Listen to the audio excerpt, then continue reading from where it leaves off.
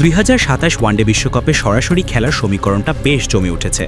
বাংলাদেশের অবস্থানটা আপাত দৃষ্টিতে পাকাপোক্ত বটে, তবে বড় ধাক্কার সামনে দাঁড়িয়ে আছে ওয়েস্ট ইন্ডিজ। বাছাই পর্ব এড়ানোর এই প্রতিযোগিতায় কার দৌড় কেমন চলছে একটু খতিয়ে দেখা যাক। 2027 বিশ্বকাপের মূল পর্বে খেলার টিকিট পাবে 14টি দল। দক্ষিণ আফ্রিকা ও জিম্বাবুয়ে স্বাগতিক হিসেবে সরাসরি জায়গা নিশ্চিত করেছে।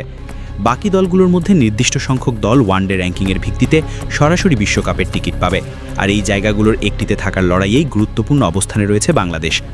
বর্তমানে ওয়ানডে র্যাঙ্কিংয়ে বাংলাদেশের অবস্থান নবম, দলের রেটিং 83। বিপরীতে 10 নম্বরে থাকা ওয়েস্ট ইন্ডিজের রেটিং 77, অর্থাৎ 2 দলের ব্যবধান 6 রেটিং পয়েন্ট।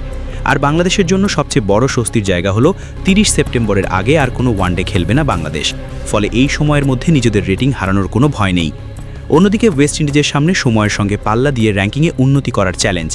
সরাসরি বিশ্বকাপে যেতে হলে অন্তত নবম অবস্থানে উঠতে হবে তাদের, কিন্তু সেই পথও মোটেও সহজ নয়, কারণ সামনে তাদের যে 2 ম্যাচ সেগুলো আবার ভারতের বিপক্ষে।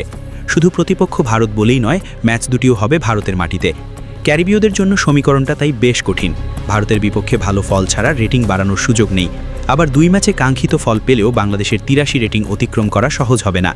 বিশেষ করে বাংলাদেশ যখন আপাতত কোনো ম্যাচ না খেলেও নিজের অবস্থান ধরে রাখার সুযোগ পাচ্ছে, তখন ওয়েস্ট ইন্ডিজের জন্য ব্যবধান কমিয়ে সরাসরি বিশ্বকাপের জায়গা নিশ্চিত করা অনেকটাই কঠিন হয়ে পড়েছে।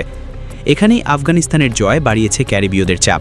আয়ারল্যান্ডের বিপক্ষে দ্বিতীয় ওয়ানডেতে জয়ের ফলে র্যাঙ্কিংয়ের 8ম অবস্থান আরও শক্ত করেছে আফগানিস্তান।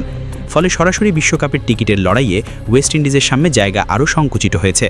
অর্থাৎ বাংলাদেশের সামনে এখন মূল কাজ নিজেদের অবস্থান ধরে রাখা, আর ওয়েস্ট ইন্ডিজের সামনে লড়াইটা নিজেদের ভাগ্য বদলানোর। 30 সেপ্টেম্বরের মধ্যে র্যাঙ্কিংয়ের কাঙ্ক্ষিত অবস্থানে পৌঁছতে না পারলে আবারও বিশ্বকাপ বাছাই পর্বের কঠিন পথ পাড়ি দিতে হবে ক্যারিবীয়দের।